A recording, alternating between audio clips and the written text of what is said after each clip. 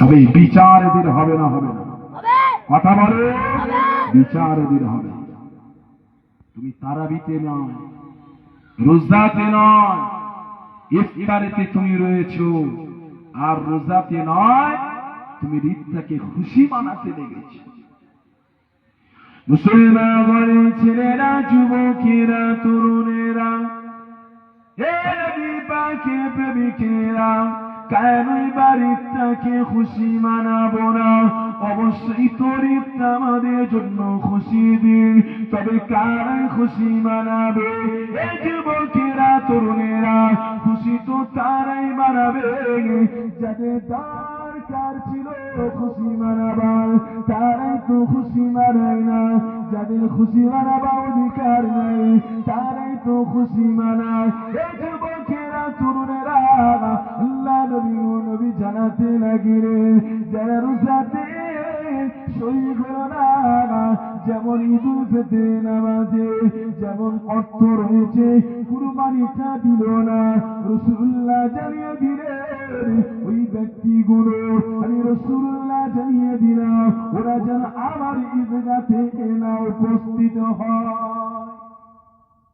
রাসূলুল্লাহ বললেন ওরা আমার ঈদগাতে না যেন যায়। তরুণেরা, ঈদের নামাজ সকলে খুশি মানাবার জন্য এমন করে ঈদগাতে উপস্থিত হতে লাগিলেন। আল্লাহ নবী সাহাবা, ইসলাম জাহানের দ্বিতীয় খলিফা হযরত ওমর রাদিয়াল্লাহু তাআলা আনহুর সময়ে, ইসলাম জাহানের দ্বিতীয় খলিফা, গোটা পৃথিবীর মধ্যে রাজত্বকে আল্লাহ পাক নাকি বাদশা দিয়েছিলেন। এই যুবকেরা, তরুণেরা, দেখা যায় পবিত্র ঈদুল ফিতরের দিনেতে হযরত ওমর রাদিয়াল্লাহু তাআলা আনহুকে ওই ঈদগাহ ময়দানেতে দেখা যায় না। সাহাবারা চিন্তা করলেন, আমাদের রাষ্ট্রনায়ক ইসলাম জাহানের দ্বিতীয় খলিফা কোথায় গিয়েছে? আজ তো ঈদের দিন, খুশির দিন, আজ ঈদের দিনে খুশি না মানিয়ে আমাদের রাষ্ট্রনায়ক কোথায় গিয়েছে? এই যুবকেরা, তরুণেরা, খোঁজাখুঁজি করে দেখা যায় হযরত ওমর রাদিয়াল্লাহু তাআলা আনহু ঘরের মধ্যে বসে রইলেন, দরওয়াজায় খিটখিটা লাগানো রয়েছে।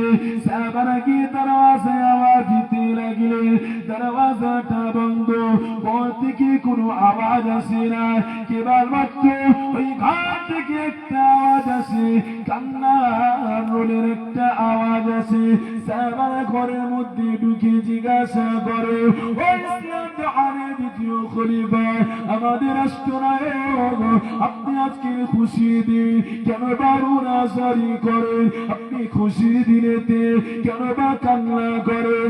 এই যুবকেরা, তরুণেরা, হযরত ওমর রাদিয়াল্লাহু তাআলা আনহু সাহাবাদেরকে জানিয়েছিলেন, ও আমার রাসূলুল্লাহ, সাহাবারা শোনো শোনো, আমি ওমর খুশির দিন কি করে মানাবো? আল্লাহ পাক আমাকে যদি জিজ্ঞাসা করে, হে ওমর, আমি আল্লাহ পাক তোর নামাজটা কবুল করি না, আমি আল্লাহ পাক তোর সেহরিটা কবুল করি না, আমি আল্লাহ পাক তোর ইফতারটা কবুল করি না। এই যুবকেরা, তরুণেরা, নবী পাকের সাহাবা, ইসলাম জাহানের দ্বিতীয় খলিফা হযরত ওমর বলতে লাগিলেন, আমি কেমন করে খুশি মানাবো? আমি ওমর, আমার জানা নাই, আল্লাহ দরবারে আমার রোজাটা কবুল হয়েছে, আল্লাহ দরবারে আমার তারাবিটা কবুল হয়েছে, আল্লাহ দরবারে আমার ইফতারটা, আমার সেহরিটা, আমার সাদকা ফিতরটা, আমার যাকাতটা কবুল হয়েছে।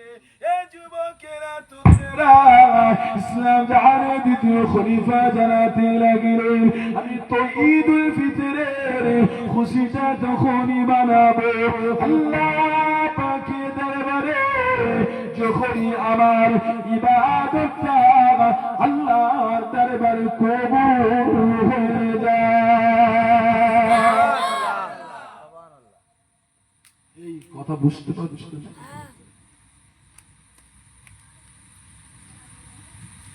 কি গো, আমরা যে ঈদটা মানালাম আমাদের জানা আছে বা আমাদের এটা কি ধারণা হয়েছে যে আমাদের ইবাদতগুলো কবুল হয়েছে?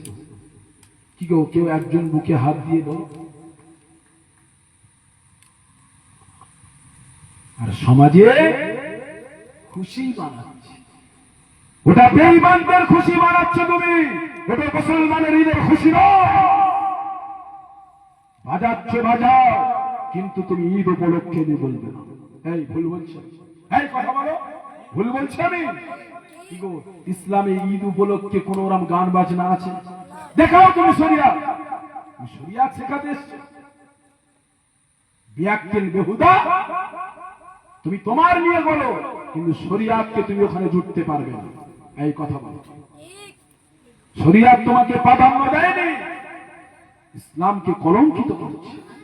আফসোস, আফসোস, আপনারা তো এই এলাকায় রয়েছে, আমরা বিভিন্ন জলসা মাহফিলে যাচ্ছি, রাস্তা তো দেখছি যে আল্লাহু আকবার, কি অবস্থা! আল্লাহ কেন এই জাতি মার খাবে না?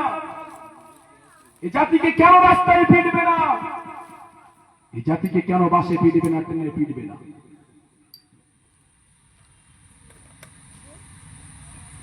কি কথা খারাপ বলছি নাকি? নাহলে বলবো না, বলো। আজকের সমাজে তোমরা নিজের মনে করে বানাতে লেগেছো। যেটা শরিয়াত তোমাকে হুকুম দেয়নি, যেটা শরিয়াত তোমাকে মান্যতা দেয়নি, সেটা তুমি শরিয়াত বলে চালাতে পারবে না। সেটা তুমি নিজে বলো, অন্য কিছু নাম দিয়ে বলো, কিন্তু ঈদ উপলক্ষে তুমি মানাতে পারবে না। ঈদ উপলক্ষে এই টোকাপুরের ঈদে মাহফিল মিলাদুন নবীর জলসা কায়েম হয়েছে। একবার জোরে বলেন সুবহানাল্লাহ। আর জোরে বলেন পবিত্র ঈদ উপলক্ষে দ্বীনি মাহফিল ও জলসা নারে তাকবীর। কি গো, ঠিক তো নাকি? একবার নয়, শতবার মানাবে। ঈদে মিলাদুন নবী উপলক্ষে নবী পাকের জলসা, আল্লাহ পাকের আলোচনা হবে, যেখানে রাসূলুল্লাহর আলোচনা হবে। ঈদ উপলক্ষে এরা মাহফিল কায়েম করো। কথা বলেন, ঠিক তো নাকি? যেখানে গ্রামের মায়ের মুরব্বিয়ানরা চলে গিয়েছে, তাদের রুহে মাগফিরাতে সবরে সারির উদ্দেশ্য করা হবে। যেখানে গ্রামে বালা রয়েছে, বালা মাসুরে দূর করার উদ্দেশ্যে মাহফিল কায়েম করবে। এলাকার 5টা মানুষ শুনবে, যতক্ষণ শুনবে আল্লাহ ফারিস্তা নিযুক্ত করে দেয়, তার আমল নামাতে নেকি লিখবে। জোরে বলেন সুবহানাল্লাহ। আর চিল্লে বলে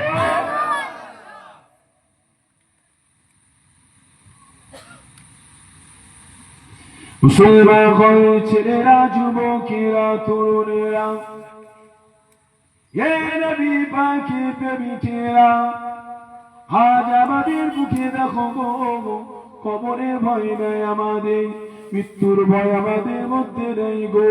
এই যুবকেরা, তরুণেরা, হযরত উমর রাদিয়াল্লাহু তাআলা আনহুকে আল্লাহ পাক কত বড় মাকাম দিয়েছে গো, যে উমরের মধ্যে এতটা কবরের ভয় ছিল গো, যে উমরের মধ্যে এতটা আযাবের ভয় ছিল গো, সেই উমর হুজুর আমার দিতে দিতে খুশি বানাতে পারে না। কেননা হযরত উমর বলতে লাগলেন, জানি না আমি উমর আমার ইবাদতটা কবুল হয়েছে কিনা। এই যুবকেরা, তরুণেরা, যে উমরের ব্যাপারে রাসূলুল্লাহ জানালেন, আলা খাতামান নবিয়্যিন লা নাবিয়্যা বাদি, আমি হলাম শেষ নবী, আল্লাহ পাক নবীর দপ্তরকে শেষ করে দিয়েছে। এই যুবকেরা, তরুণেরা, আল্লাহ যদি কাউকে নবী করে আমার পরে বানাতেন, ওটা আল্লাহ পাক উমরকে নবী করে বানাতেন। এই যুবকেরা, তরুণেরা, আমার নবী পাকের প্রেমিকেরা, আজ সমাজের বুকে আমরা গানে মেতে গিয়েছি, সমাজের বুকে আমরা খেলাতে মেতে গিয়েছি আমরা। এই যুবকেরা, তরুণেরা, এই সমাজের বুকে ইসলামের আদর্শে আদর্শিত গো, তথাপিও মুসলমান পাড়াগুলো দেখলে মনে হবে এটা মুসলমানের কোন ধর্মস্থান নয়, এটা মুসলমানদের কোন পাড়া নাই। কেননা যে কাজগুলো আমাদের দ্বারা হতে লেগেছে, ওই কাজগুলো কোনো বিবাদ বাতিলের কাজ, সেটা আমাদের করে আমরা মানাতে লেগেছি। বলো বলো যুবক, তোমাদের ব্যাপারে আমি এটাই বলতে লাগি, আমার যুবক বা শুনে রেখে দাও, তুমি যে আজকে গানেতে বেঁচেছ, তুমি আজকে খেলাতে বেঁচেছ, তুমি আজকে দুনিয়া জমিনে ব্যভিচারিতে লিপ্ত হয়েছ। আজ মুসলমানের যুবকেরা কখনো দেখা যায় তাসের আড্ডায়, কখনো বা লটারি দোকানে, কখনো বা শরাবের দোকানে দেখা যায় গো। এই যুবকেরা বলে বলে নবী পাক তোমার বাবার জন্য, এই সুদকে দূর করার জন্য, এই ঘুষকে দূর করার জন্য, জিনা ব্যভিচারীকে দূর করার জন্য, নবী পাক গান বাজনা শরাবকে বন্ধ করার জন্য কখনো বা আমার নবী তায়েফে জমিনে গিয়েছে, কখনো বা আমার নবী উহুদে প্রান্তরে গিয়েছে, কখনো বা আমার নবী তায়েফে জমিনে গিয়েছে, কখনো বা আমার নবী বদরের প্রান্তরে গিয়েছে গো। এই যুবকেরা তরুণেরা তার বদৌলতে আজ আমরা এই টোকাপুরের জমিনে ইসলাম পেয়েছি, মুখে দাড়ি পেয়েছি, মাথায় টুপি পেয়েছি, মায়েদের হিজাব পেয়েছি গো। তাই সাহাবাদের বদৌলতে, তাদের রক্তের বিনিময়ে, তাদের বাচ্চা এতিম বানানোর বদৌলতে, তাদের বিবিকে বিয়া বানার বদৌলতে আজ আমরা শরিয়াত পেয়েছি। বড় বড় যুবক, তোমার নবী তোমার জন্য নিজের রক্তকে বিলীন করেছে তায়েফে জমিনে গো। এই যুবক, তোমার নবী শরিয়াতটাকে তোমার কাছে পৌঁছানোর জন্য নবী পাকের উহুদের প্রান্তরে নিজে গন্ধ মুবারক শহীদ হয়েছে। এই যুবকেরা তরুণেরা আজ সেই শরিয়াতটাকে আমরা প্রাধান্য দিতে পারলাম না। তবে জেনে রেখে দেন, আল্লাহ নবী নবী সাহাবাদের থেকে শিক্ষা নেন।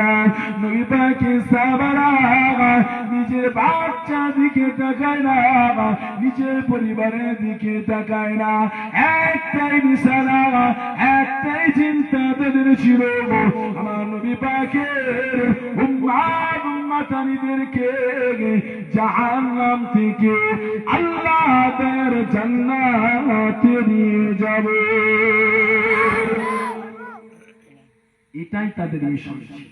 আর আমাদের চিন্তা, আমাদের ভাবনা যে আমরা কি করে ইসলামটা মিটাবো।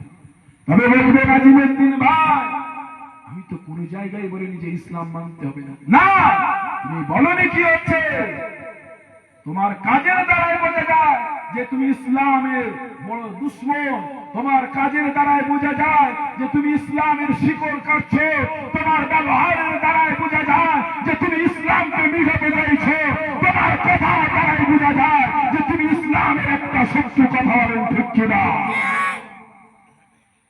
তুমি বলবে কেন? তোমার ব্যবহারে, তোমার কাজে তুমি বলা, তোমার দেখে বোঝা যায়। বৃক্ষ তোমার নাম কি? কথা বলেন, কথা বলেন, ফলে পরিচয়। যদি বৃক্ষকে আমি জিজ্ঞেস করি গাছকে, এই গাছ তোর নাম কি? গাছ বলে আমার ফলে পরিচয়, আমার ফলটা দেখো, আমার পরিচয়। যদি বলি আরে ভাই তুমি মুসলিম না, হিন্দু না, খ্রিস্টান না, ইহুদি না, নাসারা, তখন তো সে বলতে পারে যে ভাই আমার কথার দ্বারাই তুমি বুঝতে পারবে যে আমি কোন ধর্মের মানুষ, আমার ব্যবহারের দ্বারাই বুঝতে পারবে আমি কোন ধর্মের মানুষ, আমার চলার দ্বারাই বুঝতে পারবে আমি কোন ধর্মের মানুষ। কেননা নবী পাকের সাহাবারা বললেন, ইয়া রাসূলুল্লাহ, হাবিবাল্লাহ, উত্তম ব্যক্তি কোন, দুনিয়ার জমিনে শ্রেষ্ঠ ব্যক্তি কে? আল্লাহ রাসূল বললেন, মান সালিমাল মুসলিমুনা মিন লিসানিহি ওয়া ইয়াদিহি, ওই ব্যক্তিটা সবচেয়ে পৃথিবীর জমিনে উত্তম যার জবান দ্বারা, যার হাত দ্বারা অন্য কোন ব্যক্তি কষ্ট পায় না, সে হলো প্রকৃত মুসলমান। একবার জোরে বলেন সুবহানাল্লাহ। আর আজকে দেখি আমাদের দ্বারা আমাদের বাপরাও সুরক্ষিত না, আমাদের কথার দ্বারা আমাদের পিতা মাতারাও খুশি নয়। কিছু বলছেন নাকি এই ভাইরা? কিছু বলছেন কি গো? ভুল বলছি? আমরা এমন সন্তান হয়েছি, পাড়া প্রতিবেশী তো দূরের কথা, আমার ব্যবহারেতে আমার পিতামাতাও খুশি নয়, আমার পরিবারের স্ত্রীও খুশি নয়। তাহলে তুমি কেমন চরিত্রের মানুষ তুমি বুঝো, আমি তোমাকে বলতে যাব। মুসলমান ঘরের ছেলেরা, যুবকেরা, তরুণেরা,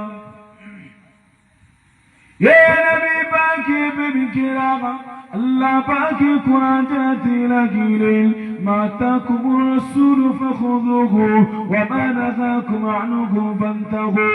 আমার বান্দা বান্দীরা, আমি আল্লাহ পাক তোমাদেরকে জানিয়ে দিয়ে দিলাম, তোমরা আমার হাবিবকে যদি ভালো করতে চাও, আমি আল্লাহ পাক জানিয়ে দিয়ে দিলাম, তোমাদের নবী যেটা তোমাদেরকে আঁকড়ে ধরতে বলেছে সেটাকে তোমরা আঁকড়ে ধরো।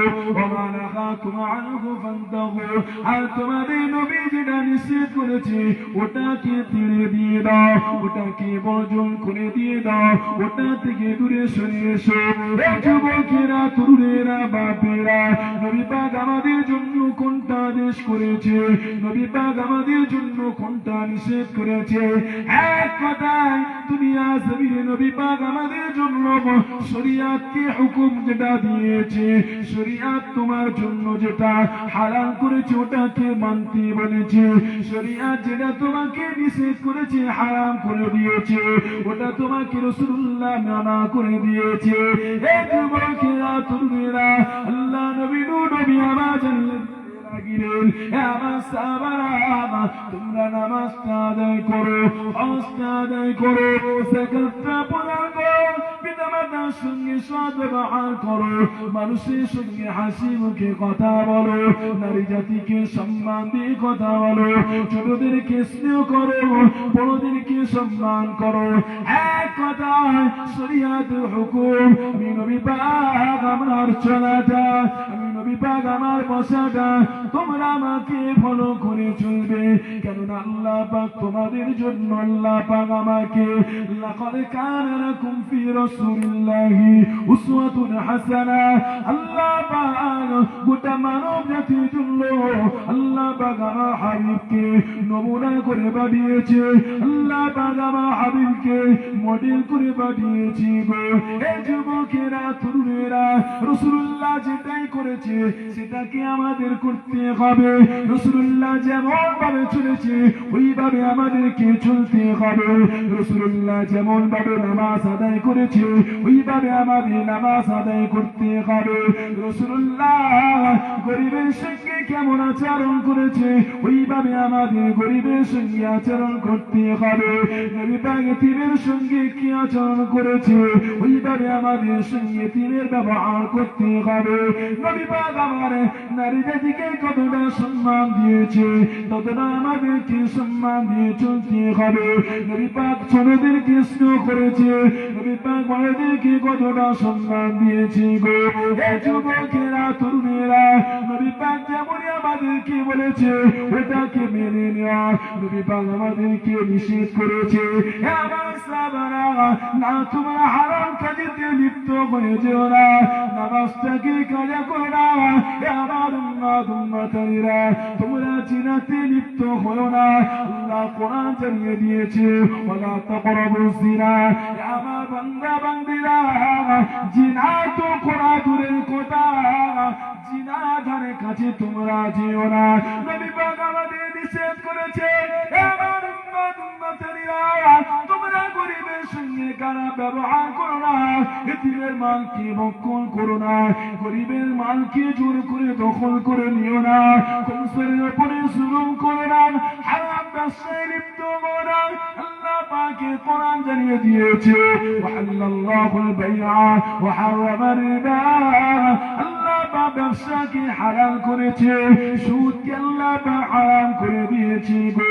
এই যুবকেরা, তরুণেরা, আর সমাজের বুকে রাখো গো, ব্যবসা তো সবাই করতে লেগেছে, কিন্তু ৯৯টা মানুষ দেখো ব্যবসার সঙ্গে সুদের কারবারে লিপ্ত রয়েছে। বড় বড় যুবক, তোমার জন্য এটা বৈধ নয়, তোমার জন্য এটাই বৈধ যে আল্লাহ নবী জানিয়েছেন, আমার উম্মতেরা তোমরা হারাম উপার্জন করে হালাল ব্যবসাতে লিপ্ত হয়ে যায়। কেননা আমার আল্লাহ পাকের হুকুম, আমার বান্দা বান্দিরা দুনিয়ার জমিনে তোমরা যদি আমার রাসূলের চলাটা তোমাদের চলা হয়ে যায়, রাসূলের কথাটা তোমাদের কথা হয়ে যায়, রাসূলের খাওয়াটা যদি তোমাদের খাওয়া হয়ে যায়, রাসূলুল্লাহ লেনদেনটা যদি তোমাদের হয়ে যায়, রাসূলুল্লাহর জীবন ব্যবস্থাপনা যদি তোমাদের হয়ে যায়, এক কথায় গোটা জিন্দেগিটা যদি রাসূলুল্লাহ চলার মতো তোমার চলা হয়ে যায়, আল্লাহ পাক জানিয়ে দিয়েন আমার বান্দা বান্দিরা আমি আল্লাহ পাক জানিয়ে দিয়ে দিলাম ফাদখুলি ফি ইবাদি ওয়াদখুলি জান্নাতি। বান্দা তুমি আমার ইবাদতে মগ্ন হয়ে যাবে, আমি আল্লাহ পাক ওয়াদা দিয়ে দিলাম আমি আল্লাহ আমার জান্নাত তোমার দিয়ে দেব। তুমি আমার রাসূলুল্লাহর নকশায় তুমি চলবে। রাসূলুল্লাহ মানুষের সঙ্গে কেমন ব্যবহার করেছে, রাসূলুল্লাহর সাহাবাদের আদর্শগুলো দেখো।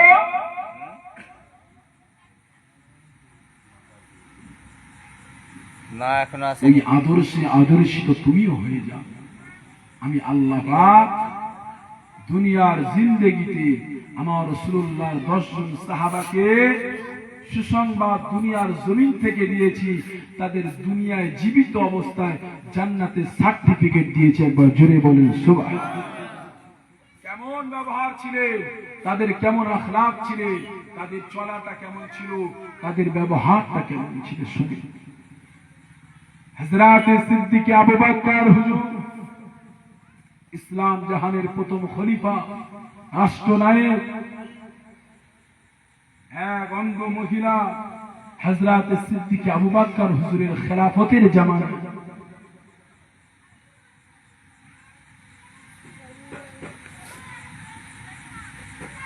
হুজুর আমার ঠিক করলেন যে ওই বৃদ্ধা মহিলা অন্ধ, তার পরিবারে কেউ তার সহযোগিতা করার নেই।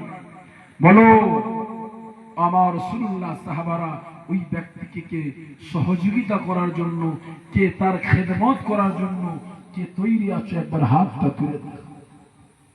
হযরত ওমর রাদিয়াল্লাহু তাআলা আনহু দাঁড়িয়ে গেলেন, হুজুর আমি ওই বৃদ্ধা মহিলার সেবা যত্ন করার দায়িত্ব আমি নিলাম। জোরে বলেন সুবহানাল্লাহ। আরো জোরে বললেন, আরো চিল্লে বললেন। হযরত ওমর রাদিয়াল্লাহু তাআলা আনহু কাজ কি? ওই বৃদ্ধা মহিলার পেশাব পায়খানাকে পরিষ্কার করে দিয়ে, গোসল করে দিয়ে তার খানা খাওয়ানো। কেন ওই মহিলাটা না নিজে খানা পাকাতে পারবে, না নিজের শরীরকে পাক করতে পারবে, না নিজে কোন জায়গায় গিয়ে নিজে দাওয়া বা ওষুধ কেনার ক্ষমতা তার ছিল। শোনো যুবকেরা, হযরত ওমর রাদিয়াল্লাহু তাআলা আনহু উনি তৈরি হলেন যে আমি ফজরের নামাজ পড়ে ওই বৃদ্ধার মহিলার বাড়িতে আমি যাব, গিয়ে তার শারীরিক অসুস্থতাটা আমি তার সেবা যত্ন করব, তার খাওয়ানো, তার পরানো, তার গোসল থেকে সবটাই আমি দায়িত্ব নিয়ে নিলাম। হযরত ওমর রাদিয়াল্লাহু তাআলা আনহু যখনই ওই মহিলা বৃদ্ধা মায়ের বাড়িতে গিয়ে পৌঁছে গেলেন, হযরত ওমর রাদিয়াল্লাহু তাআলা আনহু যখনই দরওয়াজায় আওয়াজ দিতে লাগলেন, ওই বৃদ্ধা মহিলা তখনই বলতে লাগলেন, আপনি কে এসেছেন? হযরত ওমর রাদিয়াল্লাহু তাআলা আনহু বললেন যে আমাদের রাষ্ট্রনায়ক হযরত আবু বকর সিদ্দিক রাদিয়াল্লাহু তাআলা আনহু পক্ষ থেকে আপনার খাদেম হিসেবে আমি এসেছি। শোনো,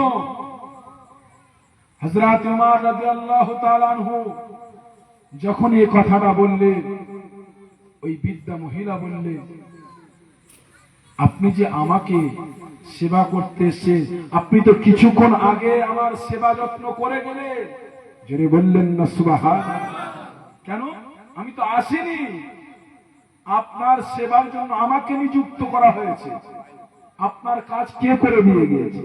ওই বৃদ্ধা মহিলা অন্ধ মানুষ তখনই বললে যে আপনার থেকে কিছু পূর্বে আগে, কিছু সময় আগে এক ব্যক্তি, আমি তাকে চিনি না, আমার সুন্দর রূপে গোসল করে পেশাব পায়খানা পরিষ্কার করে দিয়ে আমাকে খানা খাইয়ে দিয়ে, দাওয়া পান করিয়ে দিয়ে, ওষুধ খাইয়ে দিয়ে আবার সেই ব্যক্তিটা চলে গিয়েছে। জোরে বলেন সুবহানাল্লাহ।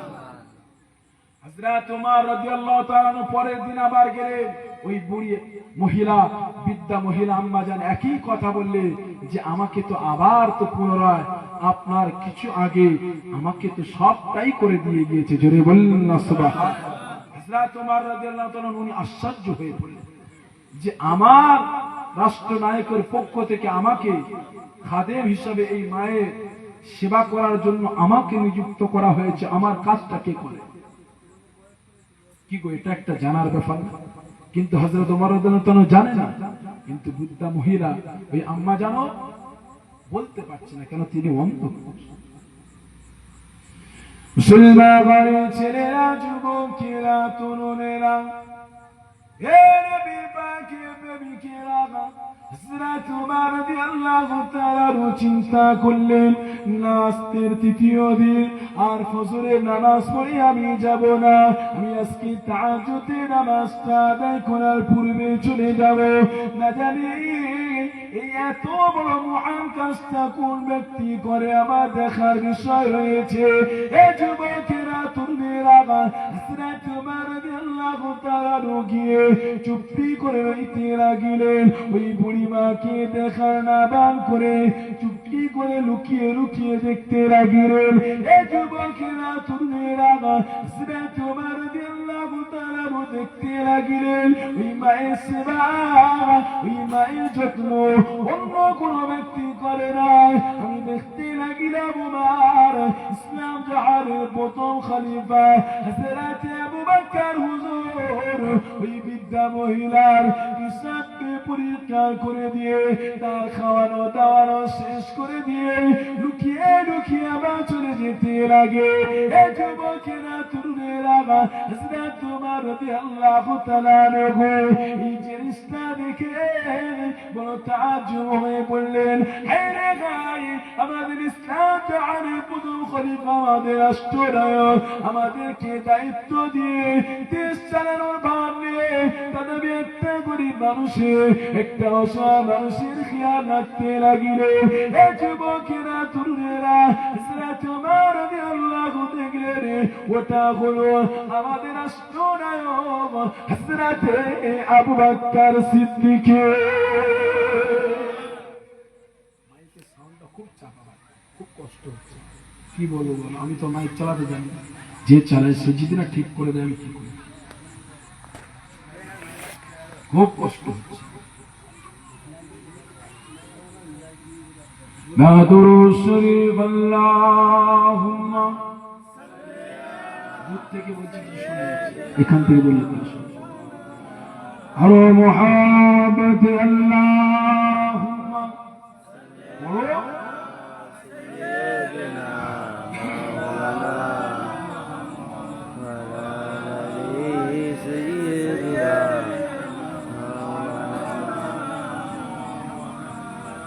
उसगीरे मुहाबा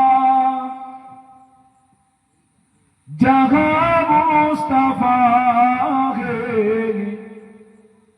वही घर बनाने को दिल चाहता है। वो सोने से कंकर, वो चांदी से माटे, नजर में बसाने को दिल चाहता है।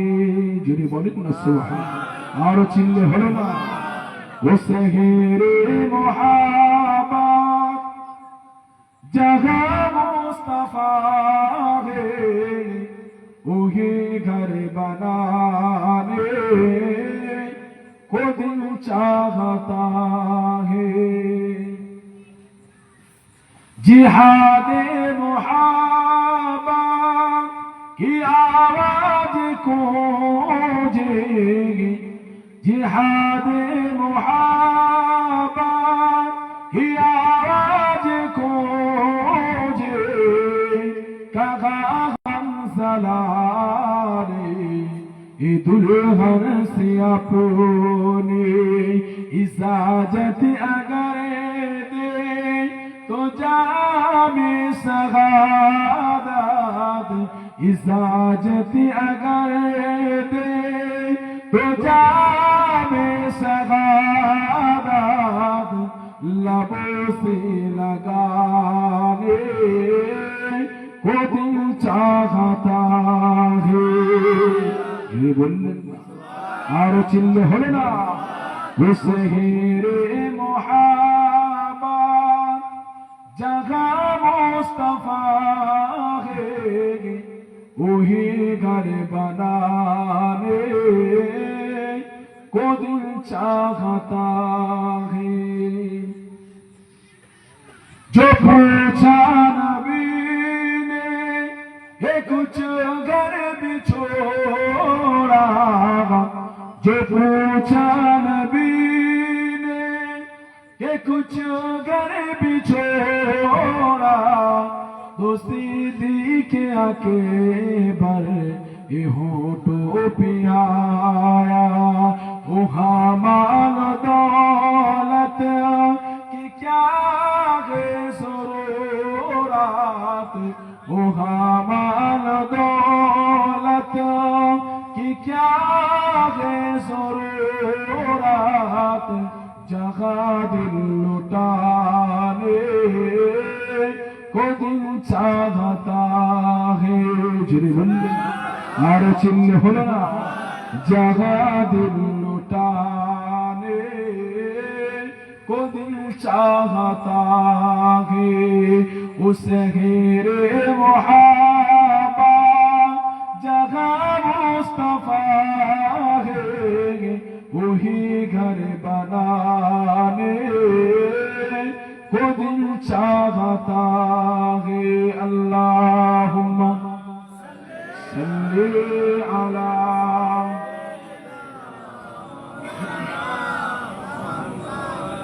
व अला आलि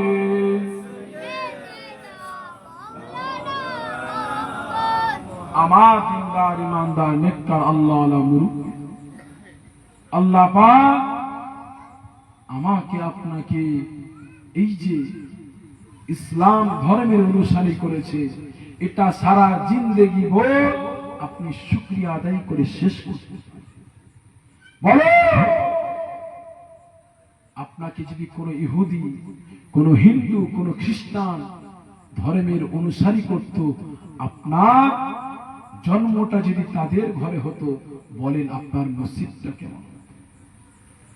কি গো, আপনার কিছু করার থাকতো? আপনার কিছু করার থাকতো না।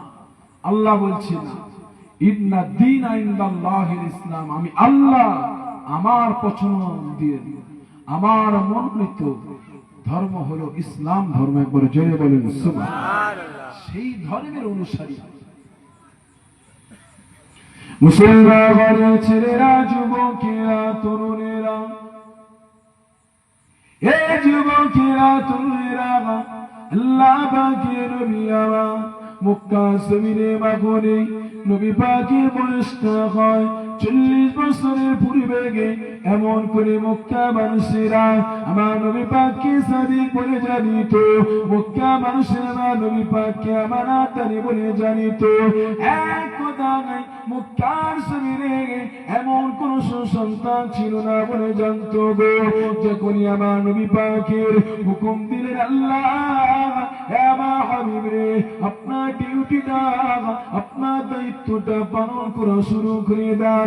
আল্লাহ পাকের নবী আমার মক্কা জমিনেতে ওই পাহাড়ের উপরে উঠে দাঁড়িয়ে গেলেন, আওয়াজ দিতে লাগলেন, ইয়া আইয়ুহা আইয়ুহান্নাস, হে মক্কাবাসীরা, আমার নবী পাক এমন করে আওয়াজ দিলেন, মক্কা জমিনে এটাই প্রচারিত ছিল, কোন মানুষ যদি কিছু বড় ঘোষণা দিতে লাগিত, ওই পাহাড়ের উপরে উঠে আওয়াজ দিত, মক্কা মানুষেরা পাহাড়ে তলদেশে একত্রিত হয়ে ওই মানুষের মুখের আওয়াজটা শুনতে, তারা এটা শুনতে লাগিত। তদ্রূপভাবে আমার নবী পাক ওই মক্কা জমিনে পাহাড়ের উপরে উঠে দাঁড়িয়ে মক্কা মানুষদের আওয়াজ দিতে লাগিলেন, ইয়া আইয়ুহান্নাস, হে মক্কাবাসীরা, তোমরা বলে নাও লা ইলাহা ইল্লাল্লাহ মুহাম্মাদুর রাসূলুল্লাহ। মক্কা মানুষের একত্রিত হতে লাগিলেন, আমার নবী পাক বলতে লাগিলেন, হে মক্কাবাসীরা, তোমাদেরকে আমি নবী মুহাম্মদ যেটা বলি তোমরা কি বিশ্বাস করবে? মক্কা মানুষের এক বাক্যে বলেছিলেন, মুহাম্মদ তুমি করে আলামিন, তুমি করে সাদিক, তুমি করে সত্যবাদী, তুমি করে আমানতদার। এবার আব্দুল্লাহ বিন মুহাম্মদ রে, তোমার কথা না কোনদিন মিথ্যা হতে পারে না।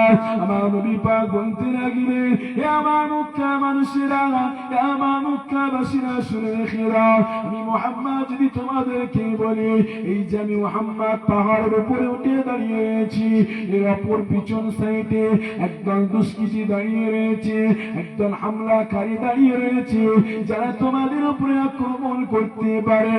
এই যুবকেরা, তরুণেরা, মক্কাবাসীরা বলেছিলেন, ও মুহাম্মদ, আব্দুল্লাহ পুত্র মুহাম্মদ, না আমরা বিশ্বাস করে নিলাম, তুমি বলেছো এই পিছনে একটা দল রয়েছে যারা আমাদের উপরে আক্রমণ করতে লাগিবে।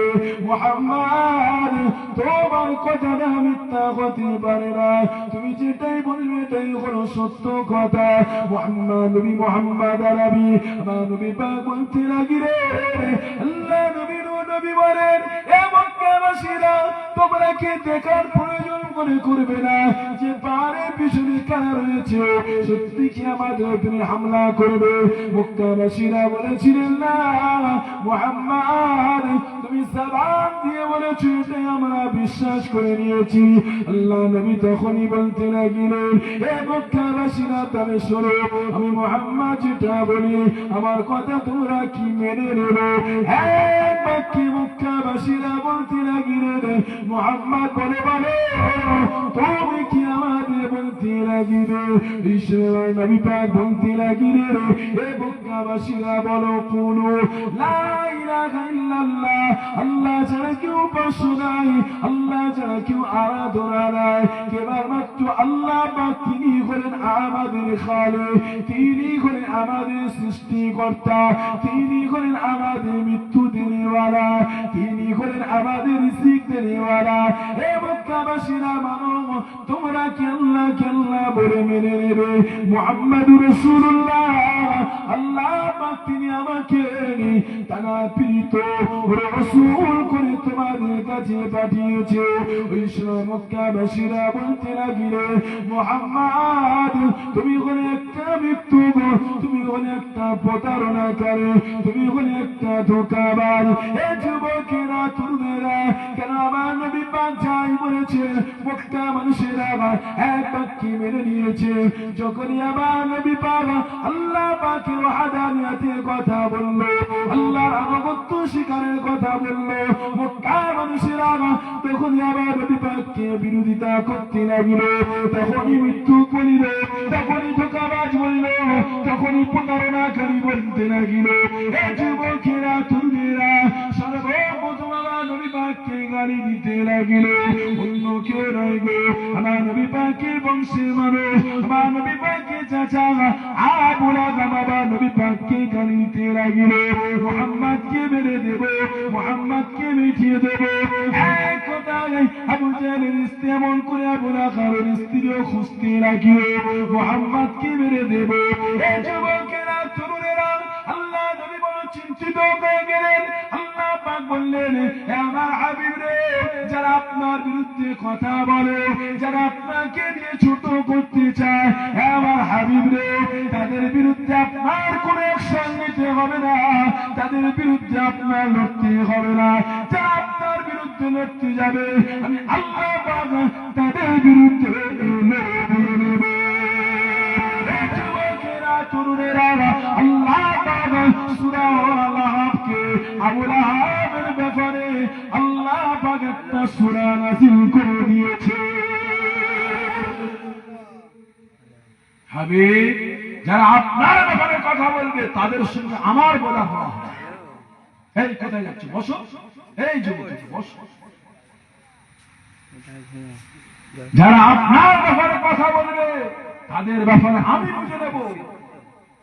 বলে যুবকেরা, আজকের আমাদের কি একটা কোণঠাসা করার পরিকল্পনা চলছে না চলছে? কেন? একটাই কারণ, যারা মুহাম্মদ মাননেওয়ালা, এরা নেতা মাননেওয়ালা। আর মুহাম্মাদের নেতৃত্ব যখনই এরা মানবে, তারা বুঝে নিয়েছে এদেরকে সারা ভাত দিলেও পান করবে না। জিনাগারি চালিয়ে দেবে, দাঁড়াই করানো যাবে না। ঈদ উপলক্ষীদের দিয়ে খেলা দেওয়ানো যাবে না। ঈদ উপলক্ষীদের দিয়ে গান হাঙ্গামা দেওয়া যাবে না। যারা মুহাম্মদ মাননেওয়ালা হবে, তারা মুহাম্মাদের নামে মিলাদুন নবী পালন করবে। জোরে বলো।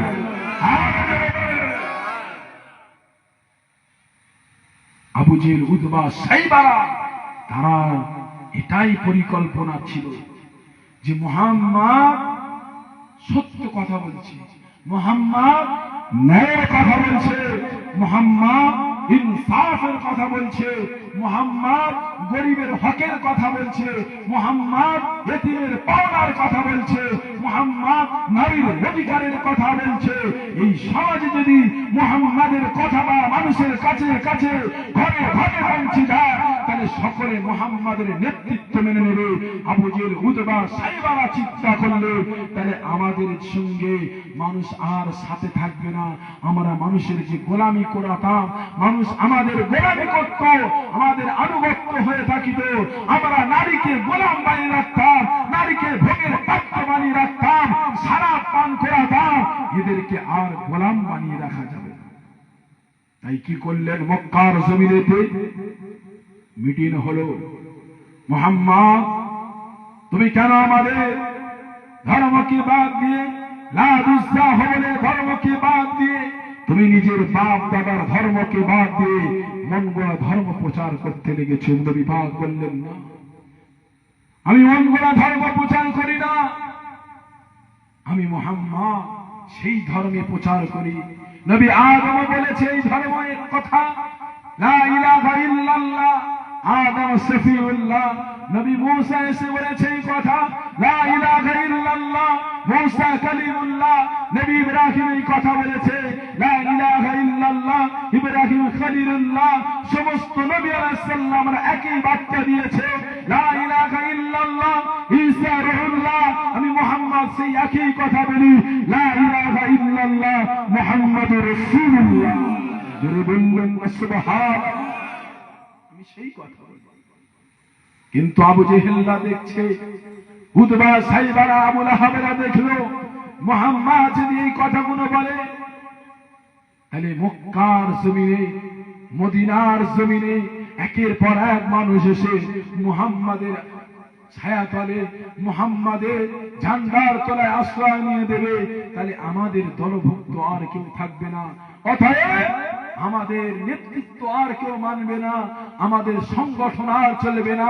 তাই সর্বপ্রথম মক্কার মানুষদের উপরে আক্রমণ করে, যারা মুহাম্মাদের দলে আসছে তাদের উপরে আক্রমণ করে, সর্বপ্রথম মুহাম্মাদের উপরে আক্রমণ করা হয়।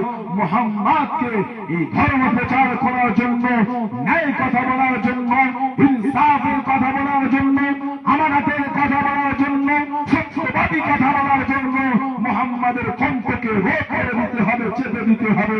তাই আমার নবী পাককে বলতে লাগলেন, হে আমার মক্কাবাসী, দেশবাসীরা শুনে রেখে দাও, আমরা মক্কার জমিনে 26টা গোত্রের একত্রিত এক একটা লিটার আমরা আলোচনা করে বসলাম। চলো মুহাম্মাদেরকে অফার দেওয়া হোক, মুহাম্মাদকে সুযোগ দিয়ে অফারের, দেখি মুহাম্মদ এই অফারের অংশীদার, মুহাম্মদ অফার গ্রহণ করে কি। মুহাম্মদকে অফার দেওয়া হলে যা আবু তালেব তোমার ভাতিজা মুহাম্মদকে গিয়ে তুমি বোঝাবে আর বলবে মুহাম্মদ তোমার কি লাগবে বলো, কিন্তু বন্ধ করতে হবে ইনসাফের কথা, বন্ধ করতে হবে নারী জাতির ইজ্জতের কথা বলা, বন্ধ করতে হবে এতিমের হক পাইয়ে দেওয়া কথা বলা, বন্ধ করতে হবে পরিবারে জুলুম করার কথা বন্ধ করা, এটা তোমাকে বন্ধ করতে হবে। তাই আবু তালেব গিয়ে বলেছিলেন, এ আমার ভাতিজা মুহাম্মদ বলো কি লাগবে তোমার বলো, তোমার তা আমল করে মক্কার গদি চাইলে গদি দেওয়া হবে, সোনা চাইলে তোমাকে সোনা দেওয়া হবে, রত্ন চাইলে রত্ন দেওয়া হবে, নারী চাইলে তোমাকে নারী দেওয়া হবে, সবটাই তোমার পূরণ করতে হবে, কিন্তু এই ইনসাফের কথা বলা বন্ধ করতে হবে। কথা বুঝতে পারছেন? আল্লাহ নবী নূর নবী আমার চাচা যান আবু তালেবকে বলতে লাগলেন, আমার চাচা যান আবু তালেব শোনে, আমি মুহাম্মদ কিছুই চাই না, তাই না আসমান থেকে আমি মুহাম্মদকে এক হাতে সূর্য দেওয়া হয়, অপর হাতে আমাকে যদি আসমানের চাঁদকে দেওয়া হয়, তথাপি আমি মুহাম্মদ এত খুশি নয়। জোরে বললেন, আরো চিল্লে বললেন না। আবু তালেব বলছে, ভাতিজা তুমি তাহলে কিসেই খুশি? আমি এটাতে খুশি, আমার চাচা যান আপনি যদি একবার কলেমাটা পড়ে নেন, এটাতে আমি খুশি। একবার জোরে বলেন সুবহানাল্লাহ। মুসলমান ঘরের ছেলেরা, যুবকেরা, তরুণেরা, হে নবী পাকের প্রেমিকেরা, মক্কা মানুষেরা, তাই তো বাধ্যভাবে একের পর যখনই আমার নবী পাকের কথা মতো মানুষ আসতে লাগিলেন, আবু জেহেল আমার নবী পাকের মিটার ব্যাপারে ঘোষণা দিতে লাগিলেন, কে আছো ওই মুহাম্মাদের দর থেকে মুন্ডু আলাদা করে দিয়ে দেবে। আমি আবু জেহেল 100 উট পুরস্কারের ঘোষণা দিয়ে দিলাম। মক্কা জমিনে এমন পালোয়ান কেউ দাঁড়াতে পারলো না, কিন্তু একজন দাঁড়িয়ে যেতে লাগিল, ওটা হলো অন্য কেউ নয়, ওই খাত্তাবের বেটা ওমর দাঁড়িয়ে যায়, আমি মুহাম্মাদের দর থেকে মুন্ডুটা আলাদা করে দিয়ে দেব। জোরে বলেন না নাউজুবিল্লাহ। এই যুবকেরা, তরুণেরা, হযরত ওমর রাদিয়াল্লাহু তাআলা অর্থের লোভে ছুটতে লাগিলেন, পয়সার লোভে ছুটতে লাগিলেন। এই যুবকেরা, তরুণেরা, হযরত ওমর রাদিয়াল্লাহু তাআলা লঙ্গা তালার খানিটা খুলে নিয়ে হযরত ওমর রাদিয়াল্লাহু তাআলা ইসলামটা তখনই গ্রহণ করেনি গো। এই যুবকেরা, তরুণেরা, হযরত ওমর অন্তদন্ত হয়ে জলদি করে ঘোড়াটা ছুটিয়ে ছুটিয়ে যেতে লাগিলেন। হযরত ওমরকে দেখে বন্ধু বনিয়ামিনের সঙ্গে দেখা হয়ে যায়, আমার খাত্তাবের বেটা ওমর, আমার বন্ধু কোথায় যাও, তোমাকে এত ব্যস্ততা দেখা যায়, কেন এতটা ব্যস্ততা তোমার মনে হয়? ওই সময় হযরত ওমর ইসলাম কবুল করেননি, ওই সময় জানিয়েছিলেন, এ আমার বন্ধু বনিয়ামিন শুনে রেখে দে, আমি ওমর ওই যে মুহাম্মদ আব্দুল্লাহর পুত্র মুহাম্মদকে ধর থেকে মুন্ডুটা আলাদা করার জন্য আমি ওমর জলদি করে যেতে লাগে। এই সময় বনিয়ামিন বলেছিল, এ আমার বন্ধু ওমর রে, শুনে রেখে দে, জেনে রেখে দে, তুমি যাকে মুন্ডু টানতে যাও, যাকে কতল করতে যাও, শহীদ করতে যাও, এ ওমর তুমি কি বলতে পারবে? আমি তোমাকে একটা কথা জিজ্ঞাসা করি, এ ওমর বলো বলো, মুহাম্মদ কি তোমার কোনো ক্ষতি করেছে? কেনই বা মুহাম্মাদের দর থেকে মুন্ডু আলাদা করতে চাও? হযরতে ওমরকে জিজ্ঞাসা করলেন, উনি যখন তলোয়ার নিয়ে ঘোড়ার পিঠে ছুটতে লাগে, ওনার বন্ধুর সঙ্গে দেখা হয়। জিজ্ঞাসা করে, বন্ধু তুমি যে যাচ্ছ মুহাম্মাদের মাথা আনতে, তাহলে মুহাম্মদ কি তোমার কোনো ক্ষতি করেছে? কি গো, তুমি যদি আমাকে মারতে আসো তাহলে নিশ্চয়ই তোমার আমি কোনো ক্ষতি করেছি, তাই তুমি আমাকে মারতে আসো। ওই সময় ওমর বলেছিলেন, না, মুহাম্মদ আমার কোনো ক্ষতি করেনি। জোরে বলেন না সুবহানাল্লাহ। তবে কেন তুমি মুহাম্মাদের মারতে যাও? মুহাম্মদ কি কোনো মানুষের উপরে জুলুম করেছে? না। মুহাম্মদ কি কোনো নারীদের উপরে অত্যাচার করেছে? না। মুহাম্মদ কি কোনো ইতিমের মালকে জোর করে দখল করে নিয়েছে? না। মুহাম্মদ কি কোনো গরিবের মালকে, অসহায়ের মালকে নিজের করে নিয়েছে? না। তবে মুহাম্মদকে কেন তুমি মারতে যাও? ওমর বলেছিলেন, আমি অর্থের লোভে যাই, পুরস্কার পাবো 100 উট।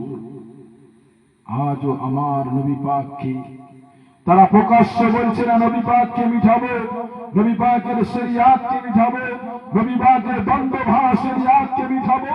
হুদের বন্তরে তাইফের জমিনে রক্তের বিনিময়ে সেই শরিয়াতকে মিঠাবো, তারা প্রকাশ্যে বলছে না। তাদের কাজের দ্বারাই বোঝা যাচ্ছে যেটা নবী পাকের দুশমন, একটা দুশমন।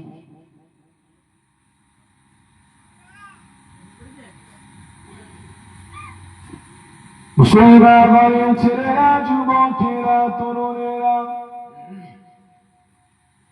এ নবী পাকের প্রেমিকেরা হযরত ওমর বলতে লাগলেন, আমার বন্ধু শুনে রেখে দাও, সোনা দানা রক্ত যদি আমি মুহাম্মাদের গর্দানের বিনিময়ে পাই, কেনই আমি মুহাম্মাদকে মিটাতে যাব না। এই যুবকেরা, তরুণেরা, বাপেরা, এই সময় বলি আমির বলেছিল, আমার শুনে রেখে দাও, তুমি যে মুহাম্মাদের শরিয়াতকে মিটাবার জন্য, মুহাম্মাদের অনুসারীদের মিটাবার জন্য ছুটে ছুটে যাও। ওমর বলে রাখলেন, আমি ওয়াদা করেছি, প্রতিজ্ঞাবদ্ধ হয়েছি, মুহাম্মাদের দলের সংখ্যা 49 জন হয়ে গিয়েছে, আমি ওমর আর দেরি করব না। মুহাম্মাদের এই অনুসারীদের সংখ্যা আমি আর 50 হতে দেব না। আল্লাহ পাক জানিয়ে দিতে লাগলেন, এ খাত্তাবের বেটা আমার শুনে রেখে দে, আমি আল্লাহ, তুই চেষ্টা করলি রে ওমর, মুহাম্মাদের অনুসারীদেরকে তুই 49কে 50 করতে দিবি না, আজকের প্রতিজ্ঞাবদ্ধ করেছে। এবার শুনে রেখে দে, আমি আল্লাহ পাক জানিয়ে দিয়ে দিলাম, ইন্নাকা লা তাহদি মান আহবাবতা ওয়ালাকিন্নাল্লাহ ইয়াহদি মান ইয়াশা। আমার বান্দা বান্দীরা, আমি আল্লাহ পাক আমার কাছে হিদায়াতের চাবিখানি রয়েছে। আমি আল্লাহ পাক হিদায়াত তোকে দিয়ে দিলাম, ইসলামে 49 তুমি করতে দেবে না, আমি আল্লাহ তোমাকে ইসলামের মধ্যে দাখিল করে আমি আল্লাহ তোমাকে নিয়ে 50 পূরণ করে দিয়ে দেবে। যুবকেরা, তরুণেরা, হযরত ওমর রাদিয়াল্লাহু তাআলা লুকিয়ে দেখতে লাগলো, ওনার বোনায় দরওয়াজাটা খিড়কি লাগিয়ে ঘর থেকে একটা গুনগুন শব্দ আওয়াজ আসতে লাগে। হযরত ওমর দরওয়াজা খিড়কি খালি টাবে ভিতরে প্রবেশ করে দেখতে লাগলেন, ওনার বোনায় এমন করে কোরআন মাজিদ তেলাওয়াত করতে লাগলেন, এতটা মার মারতে লাগলেন, এতটা আঘাত করে কোরআন মাজিদকে ছাড়ে না। হযরত ওমর দেখতে লাগলেন, এরা জান দিয়ে দেবে, তাকাবিও কোরআনকে ছাড়ে না, এই কোরআনের মধ্যে কি রয়েছে একবার দেখতে লাগে। ওমর নিতে লাগলেন, এমন করে বোনায় বলতে লাগলেন, নাই কালামুল্লাহ তোমাকে দেয়া যাবে না, কেননা তুমি হলে একটা অপবিত্র। এই কালামুল্লাহকে স্পর্শ করতে গেলে কালামুল্লাহর প্রথমে লেখা রয়েছে লা ইয়ামাসসুহু ইল্লাল মুতাহহারুন। এই কালামকে স্পর্শ করতে গেলে সর্বপ্রথম তোমাকে পবিত্রতা হওয়া লাগিবে। কোরআন শরীফের উপরে দেখবে খোলার পূর্বে প্রথমে একদম লেখা রয়েছে, দেখেছো কোন উপরে লেখা রয়েছে লা ইয়ামাসসুহু ইল্লা এই কালামকে স্পর্শ করতে গিয়ে তোমাকে পবিত্র হতে হবে। হযরত ওমর কি করলে? গোসল করে সুন্দর রূপে পবিত্র হয়ে সে কালামুল্লাহকে পড়তে লাগলেন। আল্লাহ পাকের হুকুম হয়ে গেল। কোরআন শরীফের সূরাটার নাম সূরাতুত তাওবা। একবার জোরে বলেন সুবহানাল্লাহ। আরো জোরে বললেন সুবহানাল্লাহ। সূরা তাওবাকে পড়লে আল্লাহ পাক সূরা তাওবা পড়াতে ওমরের অন্তরে আল্লাহ নূর পয়দা করে দিলেন। একবার জোরে বলেন সুবহানাল্লাহ। হযরত ওমর রাদিয়াল্লাহু তাআলা ছুটে ছুটে আর দাঁড়ালেন না, চোখের পানি ছেড়ে ছুটতে লাগলেন মসজিদে নববীর দিনে আমার রাসূলুল্লাহর দিকে। একবার জোরে বলেন সুবহানাল্লাহ। মক্কার জমিনে তখন হিজরত করেননি আমার রাসূলুল্লাহ, মক্কার জমিনে হযরত ওমর রাদিয়াল্লাহু তাআলা আনহু যান, সাহাবারা সারিবদ্ধভাবে লাইন দিয়ে কাতার দিয়ে দাঁড়িয়ে রইলেন। হযরত ওমরকে আসতে দেখে সাহাবারা, আমার রাসূলুল্লাহকে সাহাবারা বলে, হুজুর ওই যে খাত্তাবের বেটা ওমর আসছে, ওকে কি আমরা রুখে দেব? ওর উপরে কি আক্রমণ করব, প্রতিশোধ নেব? আমার রাসূলুল্লাহ বললেন, না সাহাবারা, ওমরকে আমার নিকট আসতে দাও। একবার জোরে বলেন সুবহানাল্লাহ। শোনো, হযরত ওমর রাদিয়াল্লাহু তাআলা আনহু আমার নবী পাকের কাছে আস্তে আস্তে গুটি গুটি পায়ে এসে তরওয়াল খানিটাকে নিয়ে আমার রাসূলুল্লাহর কদমের তলা দিয়ে লুটিয়ে পড়লেন। একবার জোরে বলেন সুবহানাল্লাহ। আমার নবী পাক ওমরকে বুকে করে নিয়ে জড়িয়ে ধরে বলছে, ওমর আর কেঁদো না, ওমর আর কান্না করো না। আজকের ইসলামটা তোমাকে আল্লাহ পাক হেদায়েত দিয়েছে। আমি দোয়া করেছি আল্লাহ ইসলামটাকে প্রকাশ্যভাবে প্রচার করার জন্য আল্লাহ দুইজনের মধ্যে একজনকে আমার সঙ্গী বানিয়ে দাও। আল্লাহ ইসলামটা প্রচার করা বলো আমার জন্য নবী পাক সহজ হয়ে যাবে। আবু জেহেল নচেত ওমরকে আমার ইসলামের মধ্যে আশ্রয় দিয়ে দাও। আল্লাহ পাক হযরতে ওমরকে কবুল করেছিলেন। একবার জোরে বলেন সুবহানাল্লাহ। স্কিল মুসলমান, আমরা তো ঈদের নামাজ পালন করলাম, বলো তোমার ভাই আজকের ফিলিস্তিনের জমিনে খুশির ঈদটা মানাবার জন্য তারা একটা নতুন কাপড় পেল।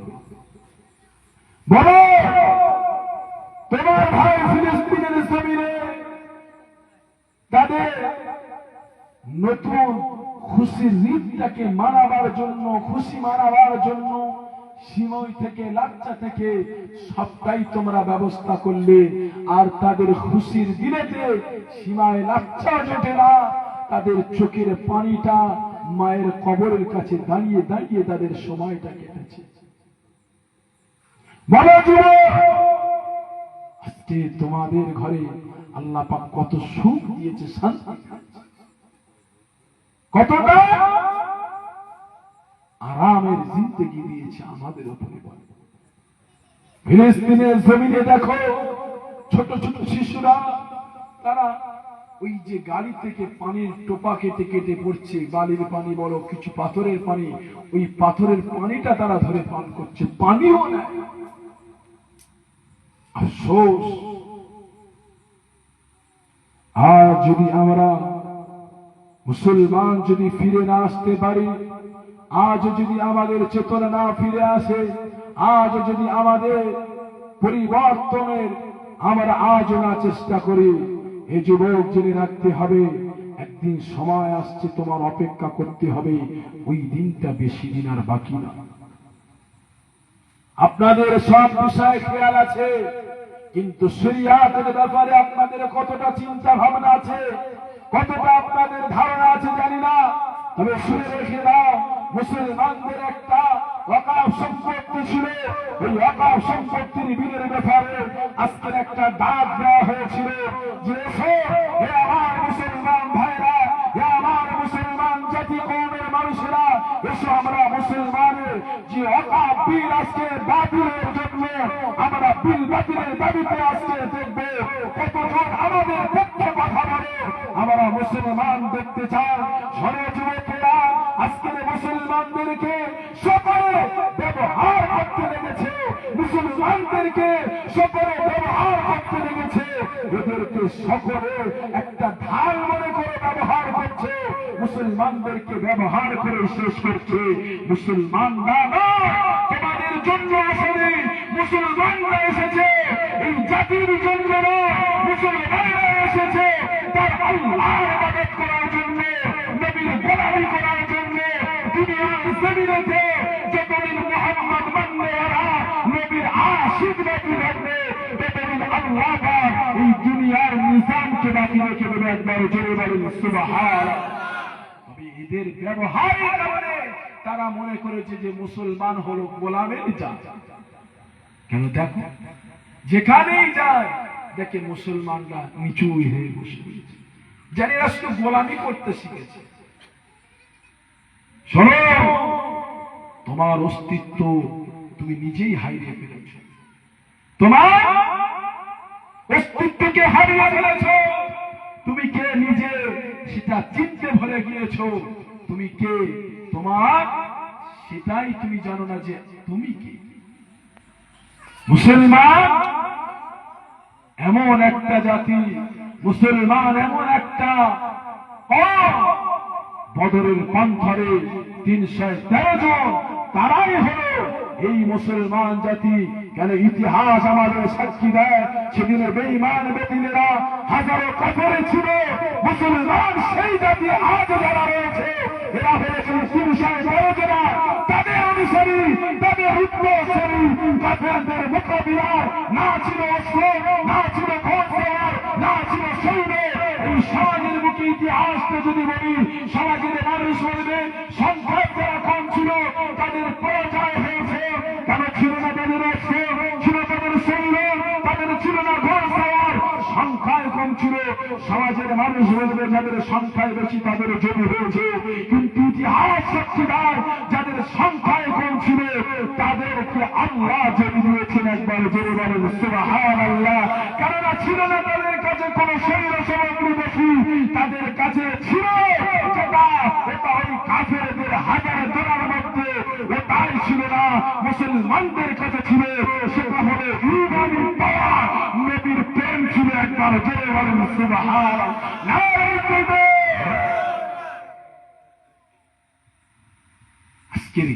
আমার এই ভাই হাওড়া জেলা থেকে এসছে, জানেন তো না, আপনাদের খুব মহব্বতের ভাই, আমার খুব কাছের ভাই, আমার ছোট ভাই।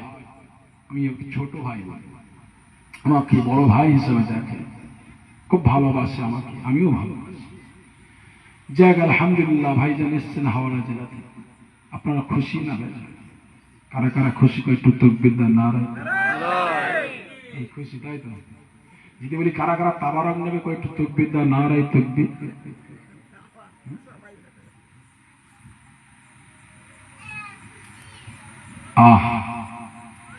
তবে তোমাদের প্রতি আল্লাহর দয়া বা রহমত রয়েছে। এই মহল্লাকে আল্লাহ পাক কবুল করেছে বলে তাই তোমরা ঈদ উপলক্ষে গান বাজনা না দিয়ে যারা এই মাহফিলের পক্ষে সাথ দিয়েছে, সহযোগিতা করেছে, যারা আজও এই সময় পর্যন্ত এই মাহফিলে এসেছে, এদেরকে আল্লাহ কবুল করেছে। জোরে বলেন আল্লাহুম্মা আমিন। জোরে বললেন আল্লাহুম্মা আমিন।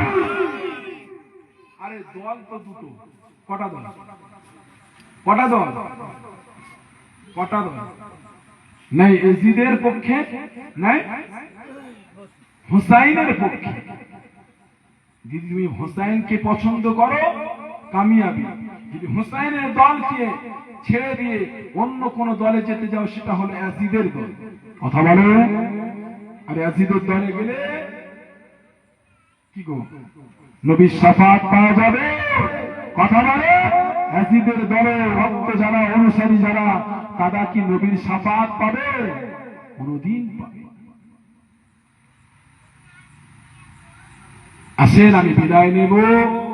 এখন যারা বাইরে রয়েছেন সকলে পাক মাহফিলে চলে আসেন। আমি একটি নাত পড়ে বিদায় নেব। দরুদ শরীফ। আল্লাহুম্মা সাল্লি আলা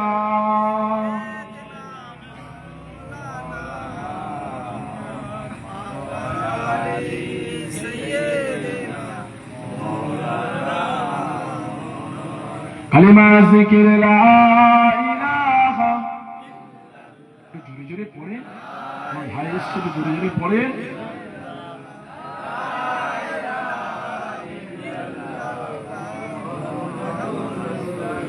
আমাদের ছিল এক সোনালী অতীত, নাড়িয়ে দিতাম সব জালিমের ভিড়। আইন ছিল শুধু ইনসাফেরই, জুলুম রুখে দিতে হতো না দেরি। আমাদের সে অতীত হারিয়ে গেছে, মাসলুম আজ তাই কেঁদে মরে।